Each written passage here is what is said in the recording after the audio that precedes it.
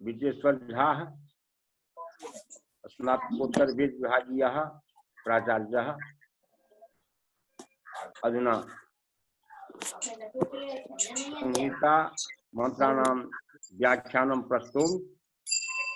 भवन्तः संहिता मंत्राणां व्याख्यानं श्रोष्यन्ति। तो यह संज्ञातम् आसीत् 32तमाध्यायस्य द्वितीय मंत्रं यावत् व्याख्यानं संजातम् आसीत्।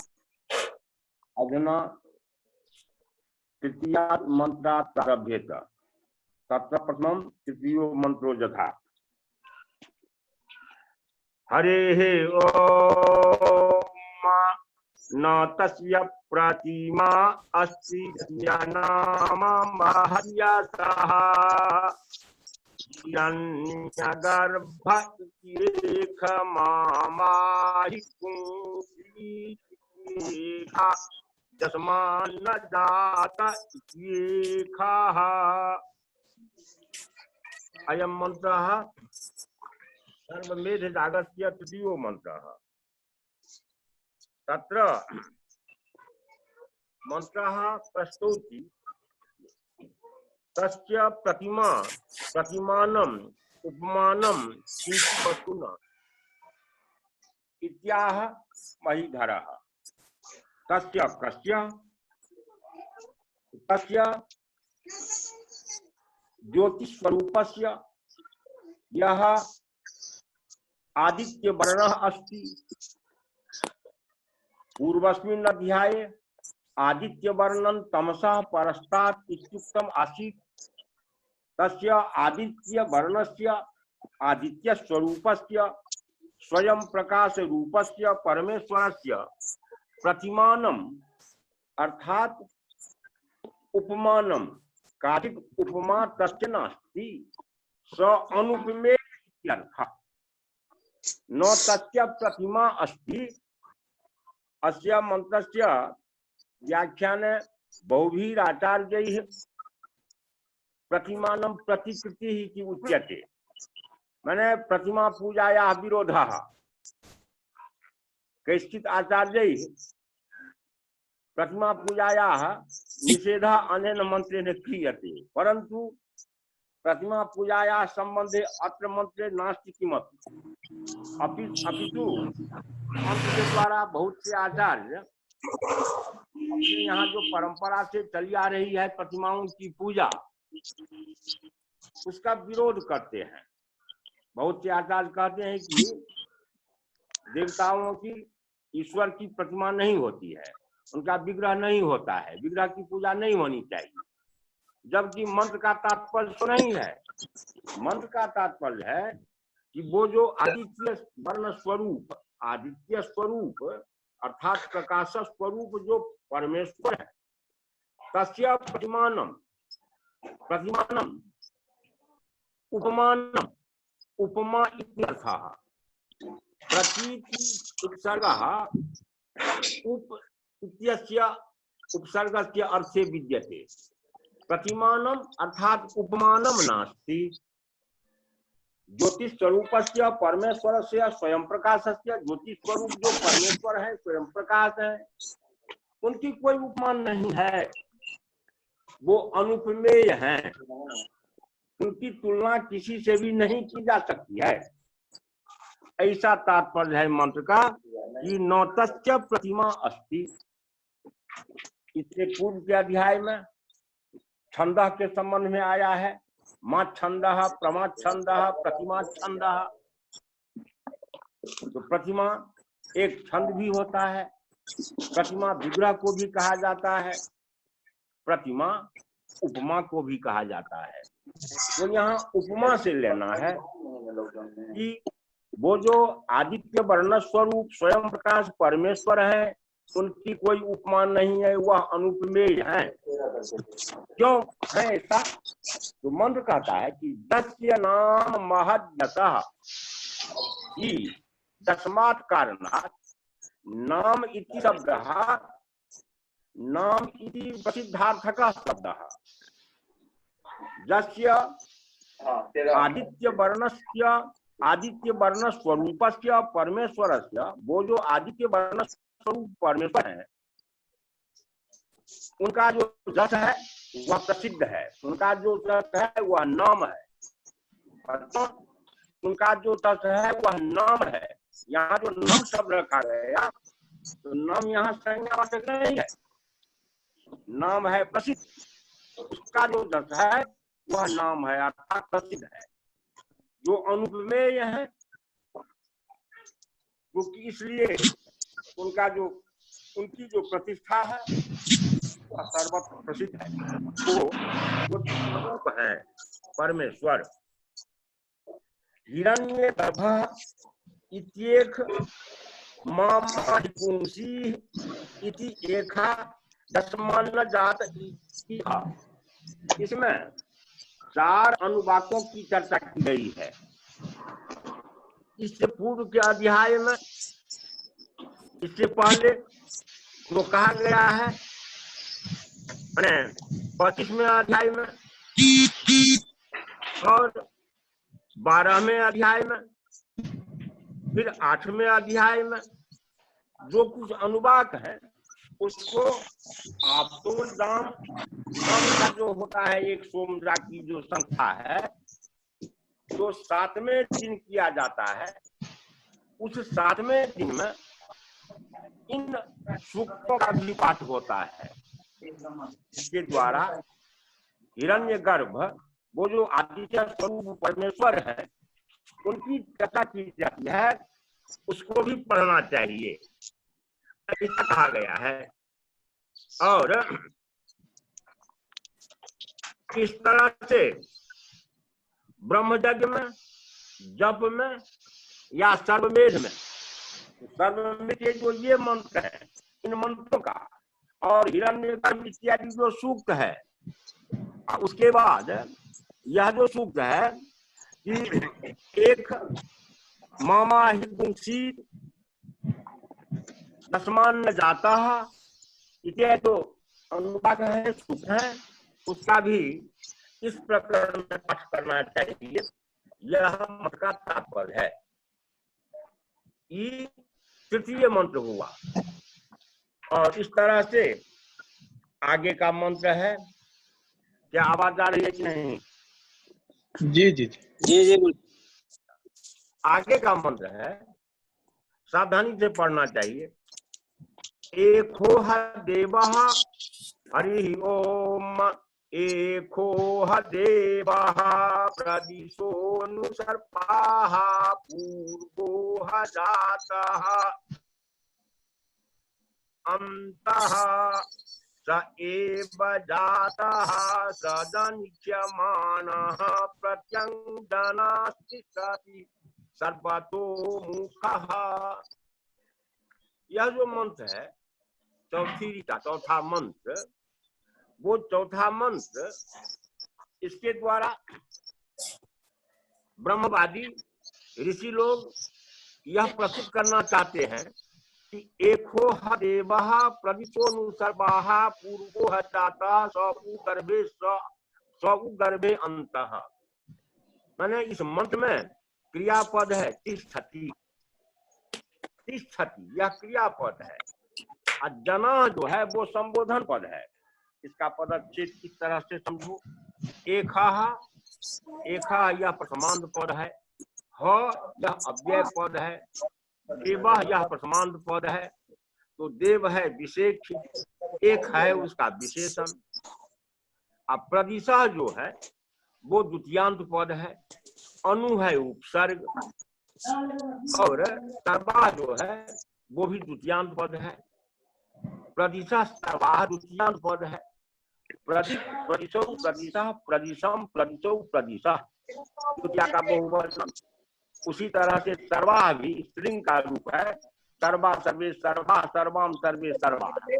सर्वा प्रदिशा दिशश्च, सभी विदिशा और दिशा को अभिज्ञापन करके एका देवा, यह जो आदित्य वर्ण स्वरूप परमेश्वर है, ज्योति स्वरूप है,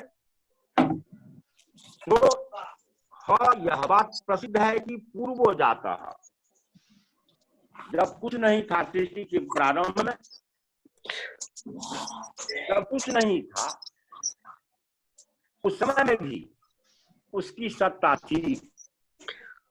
उस आदित्य वर्ण स्वरूप स्वयं प्रकाश स्वरूप अनुपमेय परमेश्वर की प्रतिष्ठा थी।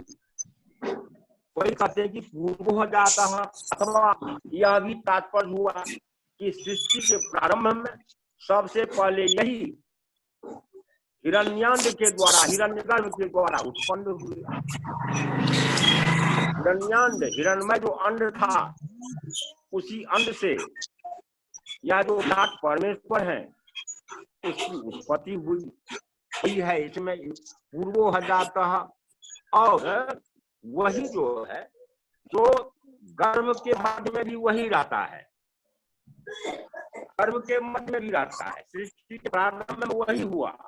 और आगे कहा जाता है कि सएव जाता है, जो कुछ भूतकाल में हुआ है, तो कुछ भी भूतकाल में हुआ है, यह उसी का आशय है जो हमने पहले पढ़ाए थे। जो एतापन पुरुष एवेदम सर्वम जद भूतम जद भाव्यम, वही कहते हैं कि स एव जाता असदनिक्षमाण, भूत में भी वही था, भविष्य में भी वही होगा।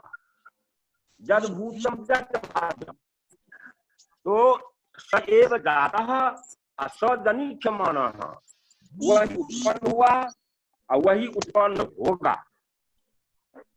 और यहाँ जना जो है और प्रत्यंग है प्रथमांत पर, प्रत्यंग प्रति अंचति प्रति सर्वासु सर्वासु दिक्षु अंचति गच्छति इति प्रत्यंग, सभी दिशाओं में जो व्याप्त होता है वह होता है प्रत्यक्ष शब्द। और प्रत्यक्ष का रूप होता है लिंग, प्रत्यंग प्रत्यंचौ प्रत्यंच। तो वो प्रत्यंग है, अर्थात सभी दिशाओं में गमनशील है, सर्वव्यापक है। और आगे है जना, यह संबोधन पर है। हे जन, हे जनो, हे जना, हे जना, हे मानवा, हे जायमाना, जना जन्म प्राप्तवन्तः, जिन्होंने जन्म को प्राप्त किया है, जो प्राणी है उसका संबोधन है। तो वही तिष्ठति, और अनु जो उपसर्ग है पहले उसका तिष्ठति के साथ होगा। इसे मत को देखो, एको हदेवहा प्रदिशोनु सर्वाहा, तब प्रदिशोनु सर्वाहा में प्रदिशा है द्वितीय पद, अनु है उसके बाद सर्वा है, अनु है तो उपसर्ग। तो अनुसर्ग का अन्वय तिष्ठति के साथ कर दो, क्या बनेगा? अनुतिष्ठति। अनुतिष्ठति अभिव्याप्ति सिद्धो भवति, अभिव्यापन करके अवस्थित हो जाता है। यद्यपि अनुतिष्ठति का हम लोग कहते हैं अनुष्ठान करता है, अनुतिष्ठति माने अनुष्ठान करोति, यह तो हम लोग में इसका अर्थ करते हैं, लौकिक अर्थ। लेकिन अनुतिष्ठति का अर्थ केवल अनुष्ठान करना, उपस्थान करना यही नहीं हुआ। अभिव्याप्ति तिष्ठति इत्यर्थः, वो रूप में सर्वव्यापी होते हुए एक जगह पर में अवस्थित हो जाता है। मंत्र का यह तात्पर्य है। जनास्तिष्ठति और सर्वतोमुखः, उसकी आराधना करने के लिए वो सर्वतोमुख है। सर्वतोमुख का माने हुआ कि जब मनुष्यों की भावना अंतर्निहित हो जाती है, वो अंतर्निहित हो जाते हैं, तो उनको किसी भी दिशा का ज्ञान नहीं रहता है।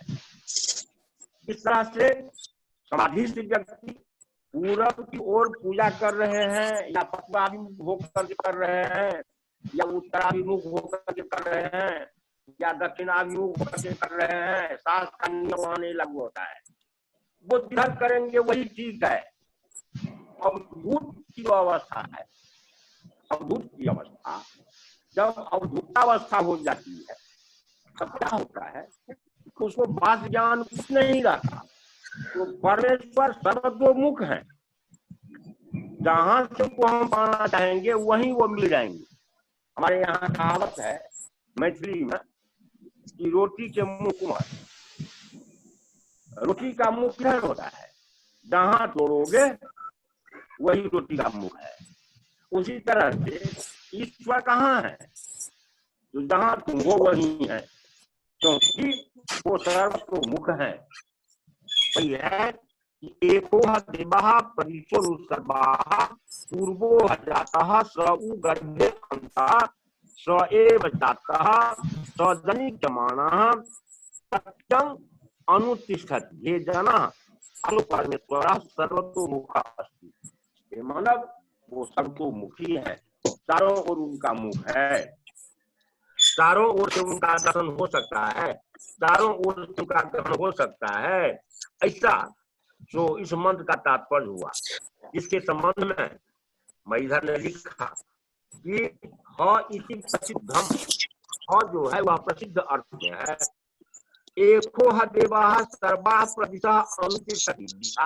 मैं इधर ने लिखा यह जो देव है, एका है अंगुल्यान सर्वनामा है, एका समीपस्थ, जो समीप में रहने वाला है, जो समीपस्थ हृदय में रहने वाला है, और आदित्य वर्ण स्वरूप है, प्रकाश स्वरूप है, वह परमेश्वर जो ज्योतनशील है, देव है, सर्वाः प्रदिशः अनुतिष्ठति, सभी दिशाओं में अभिव्याप्त होकर के अवस्थित हो जाता है।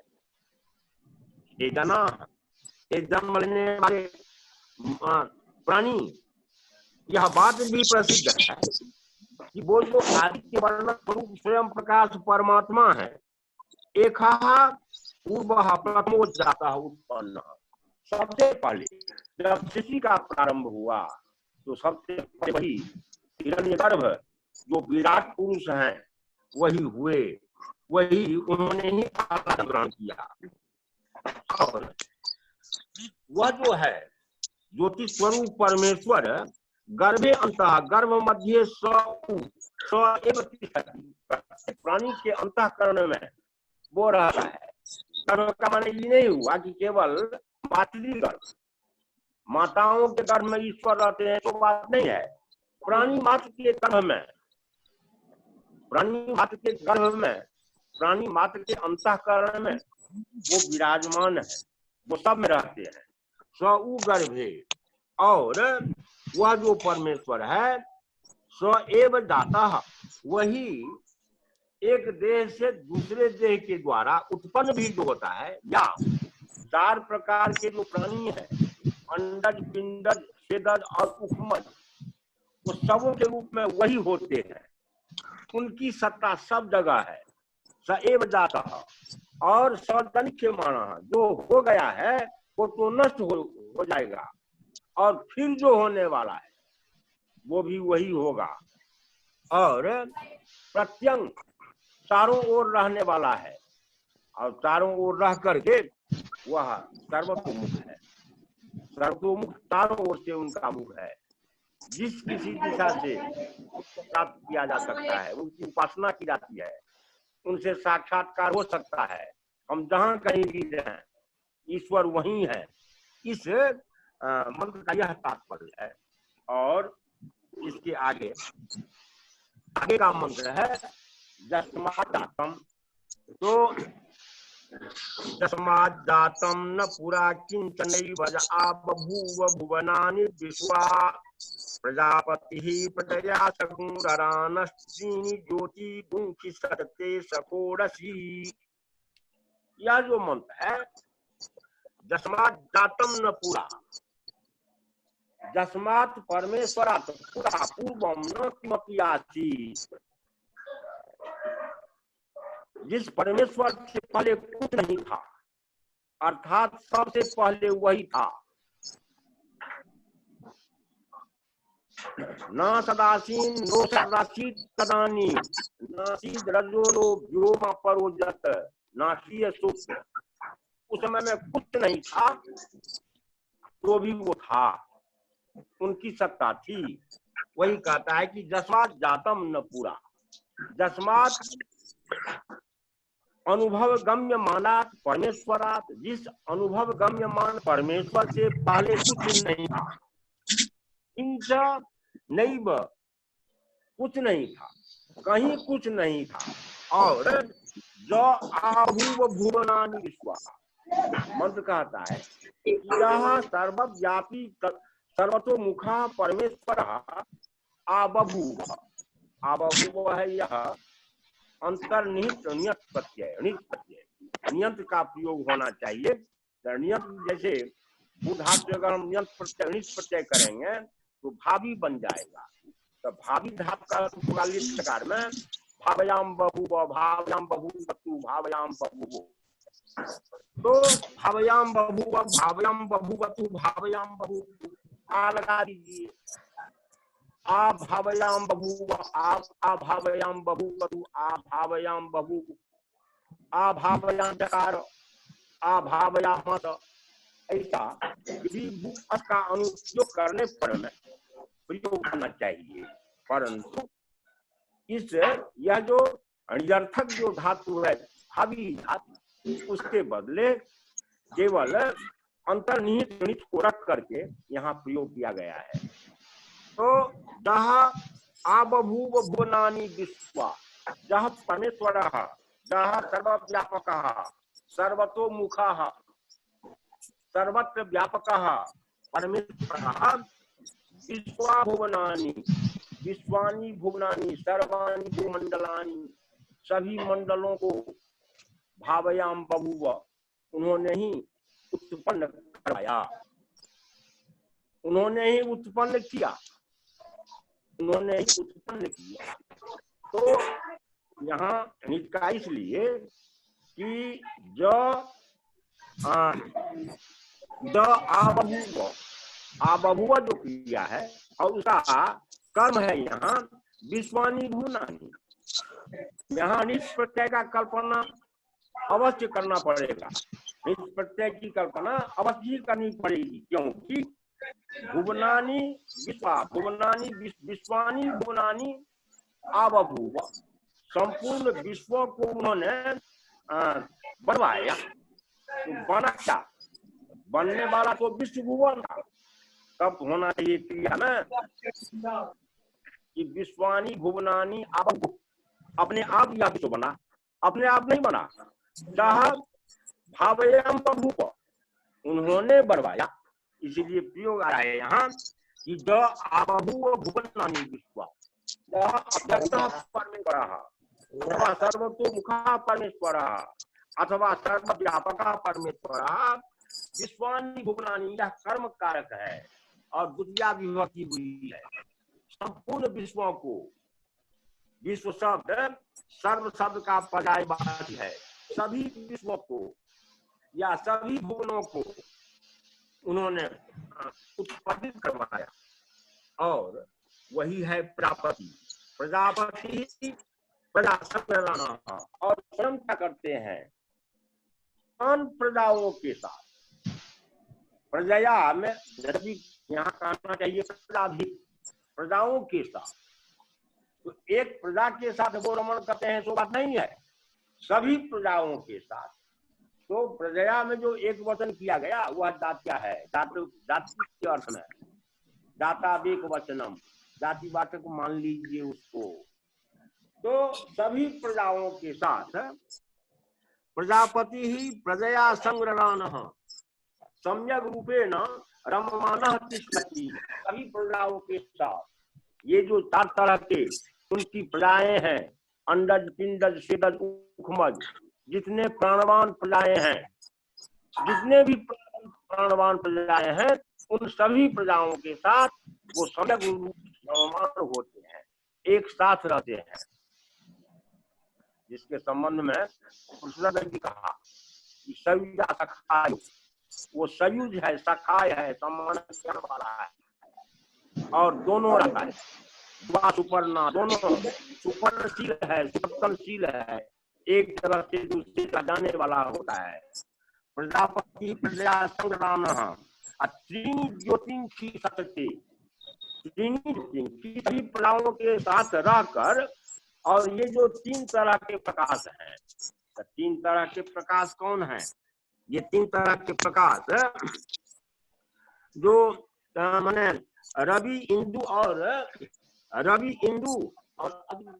सूर्य चंद्रमा और अग्नि के रूप में जो प्रकाश है, त्रीणि ज्योति की यह जो तीनों ज्योतिर्मंडल है, अर्थात सभी प्रजाओं के साथ रममाण होते हुए वो क्या करते हैं?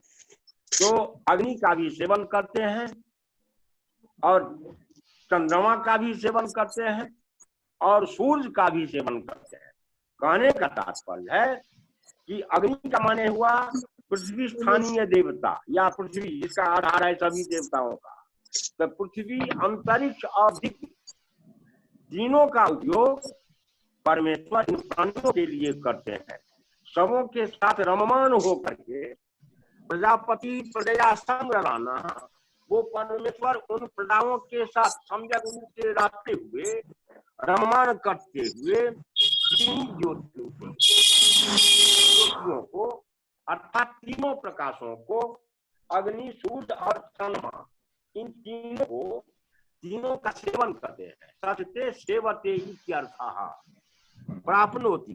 खोड़सी, वही खोड़सी भी है। अब यहाँ खोड़सी के संबंध में कुछ कहना पड़ेगा।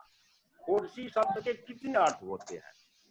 पहले तो खोड़स की विपत्ति करो। खोड़स का माने हुआ खड़धिकाह 10 खोड़स,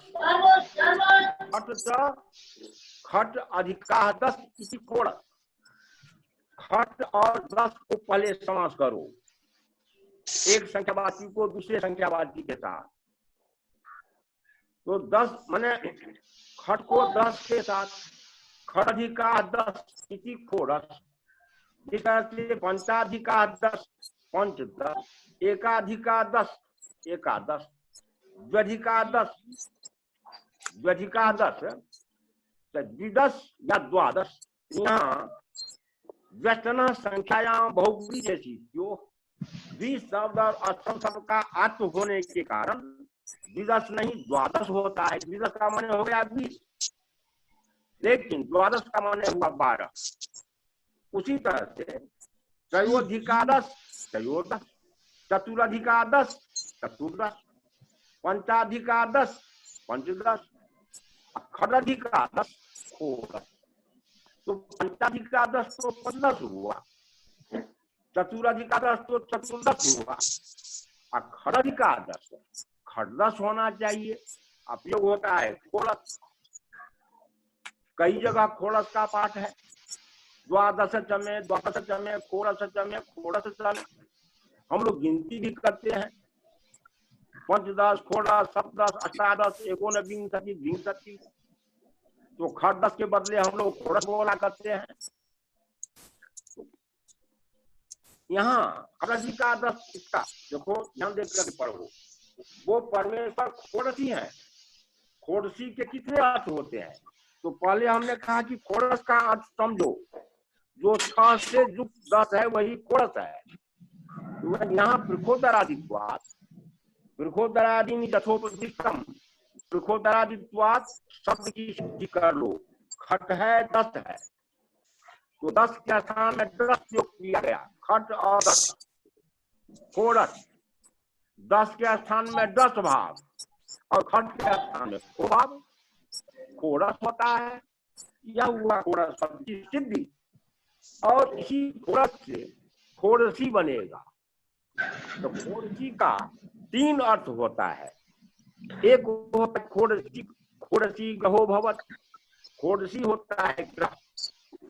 जब तुम ग्रह माने, ग्रह का 0 अर्थ होता है, काहे आप सीखते हो। ग्रह का माने होता है पूजा ग्रह, और ग्रह का माने होता है यज्ञ पात्र। यज्ञ के जो पात्र होते हैं जिसमें सोम रखे जाते हैं, तो ससोमकम पात्रम खोड़सी कहते। कात्यायन आदि आचार्य सूत्रों में कहा गया है, या ब्राह्मणों में भी आया है कि सोम रस से युक्त जो पात्र है उसे खोड़सी कहा जाता है। इस पात्र में सोम रखा जाता है उसे खोड़सी कहा जाता है। तो एक खोड़सी का अर्थ हुआ सोम रस का पात्र, सोम रस से भरा हुआ पात्र खोड़सी कहलाता है, जिसका उपयोग श्रौत यज्ञ में होता है। ये क्या है खोड़सी। और दूसरा खोड़सी है क्या, तो दूसरा खोड़सी है हमारे यहाँ तंत्र शास्त्र में 10 महाविद्याओं की चर्चा है। 10 महाविद्या जैसे काली है, तारा है, छिन्न मस्ता है, मातंगी है, खोड़सी है, भुवनेश्वरी है, भैरवी है, छिन्न मस्ता है। ये है 10 महाविद्या। इस 10 महाविद्या में भी एक महाविद्या है जिसका नाम है खोड़सी। वो खोड़सी महाविद्या 16 वर्ष की अवस्था वाली व्यक्ति होती है। वो दिव्य उपास्या है। इसकी चर्चा तंत्र शास्त्र में भी आया है। तो खोड़सी का माने हुआ दूसरा अर्थ 10 महाविद्या के अंतर्गत एक महाविद्या, 10 महाविद्या के अंतर्गत एक महाविद्या को खोड़सी विद्या कही जाती है। वो भी एक खोड़सी है। परमेश्वर संसार में व्यापक है। महाविद्या 10 तो है, महाविद्या 10 इसलिए है कि तू पौराणिक आख्यान या कई जगह पढ़ा होगा कि एक समय में जो थे दक्ष प्रजापति, क्योंकि प्रजापति के संबंध में यहाँ चर्चा वर्ता हो रही है। प्रजापति प्रजा संग्रहण, एक प्रजापति दक्ष प्रजापति के समय में जब सती जाती है दक्ष प्रजापति के यहाँ, भगवान शंकर रोकते हैं, उसको नहीं जाने देते हैं, तो क्रुद्ध होकर के वो चली जाती है। जब क्रुद्ध होकर के वो चली जाती है, चली नहीं जाती है, क्रुद्ध हो जाती है, तो वो गौर बनना ठीक थी, गौरी थी, वही गौरी काली हो गई। और इस तरह की काली हुई कि उसका जो केश कुंड था वो विकराल हो गया और भगवान शंकर के ऊपर में वो टूट पड़ी। भगवान शंकर पहले तो पूर्व की ओर गए, फिर पश्चिम की ओर गए, जहां जहां भगवान शंकर जाते हैं, फिर दक्षिण गए भगवान शंकर, फिर उत्तर भी गए भगवान शंकर, फिर चारों दिशाओं में गए भगवान शंकर, फिर ऊपर की ओर गए भगवान शंकर, फिर नीचे की ओर गए भगवान शंकर। माने ईश्वर सर्वव्यापी है, उस तरह से उनकी जो शक्ति है वो भी सर्वव्यापी है। तो जहां जहां भगवान शंकर जा रहे हैं वो सती वहां वहां उस रूप में, कहीं द्विभुज होकर के, कहीं चतुर्भुज, कहीं अष्टभुजी, कहीं 10 भुजी होकर के, कहीं छिन्न मस्ता होकर के, कहीं बगला होकर के वहां उपस्थित हो जाती है। तब भगवान शंकर स्थाणु हो जाते हैं, ऊंट की तरह एक जगह अवस्थित हो जाते हैं, वह कूटावस्था।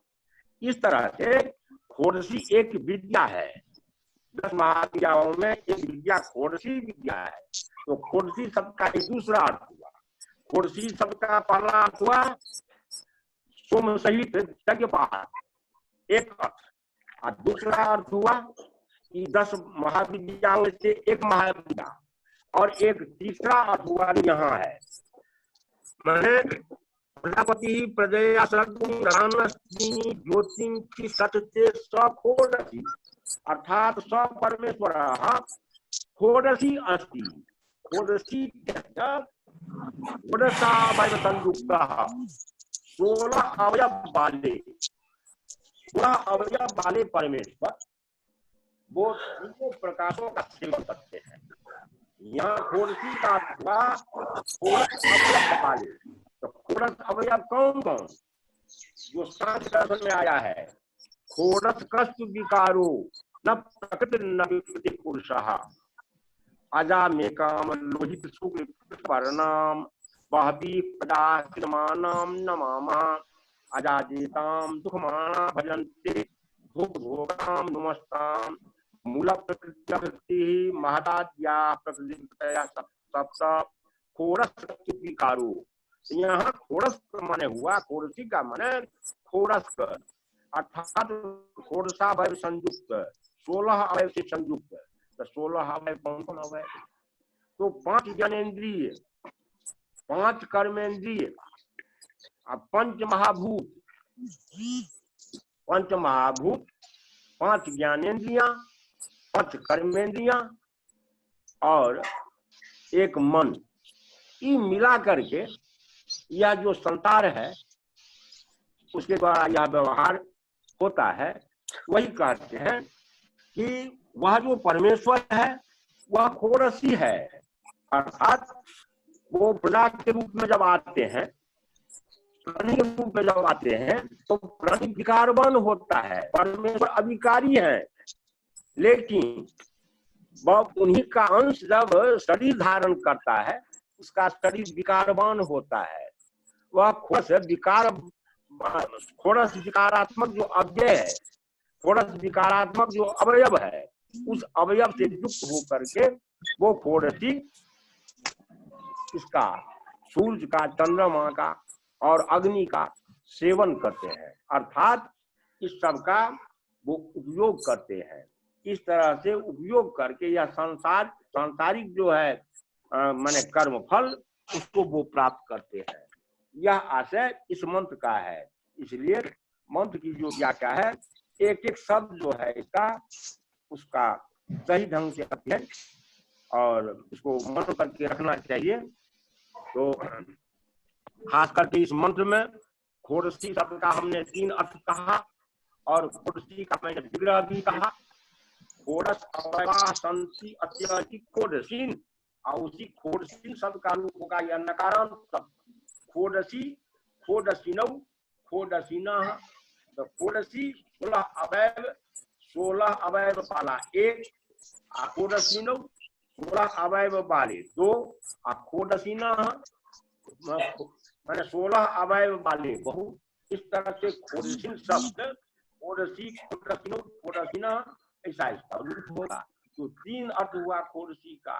एक हुआ सोम से भरा हुआ यज्ञ पात्र, उसको भी षोडशी कहा जाता है, और दूसरा हुआ 10 महाविद्याओं के अंतर्गत एक महाविद्या है षोडशी महाविद्या, और तीसरा हुआ षोडश विकार से षोडश अवयव वाला। यह जो विकारवान अवयव है वो 16 अवयव वाला जो है प्राणी, वो भी हुआ षोडशी। तो षोडशी प्राणी भी हुआ, पात्र भी हुआ और षोडशी महाविद्या भी हुई। इस तरह से इस मंत्र का तात्पर्य यही है। आगे का जो मंत्र है चौथा मंत्र, उसका व्याख्यान आगे के समय में किया जाए। आज ही इतना ही व्याख्यान आज के पाठ में केवल इन तीनों मंत्र का, एक नौतस्य प्रतिमा, एको है देवाः और जमादातम, इन तीनों मंत्रों की व्याख्या करते हुए आज का जो पाठ है यही विराम होगा। हरि ओम।